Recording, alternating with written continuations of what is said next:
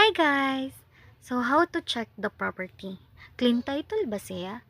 Limpyo ba akong gipalit nga property? Wala ba'y problema in the future? So unsay dapat nato buhaton? So mag-conduct tag due diligence.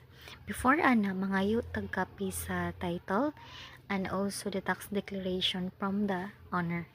Para ining adto na to sa registry updates ato ipa-check if naabay problema ang property.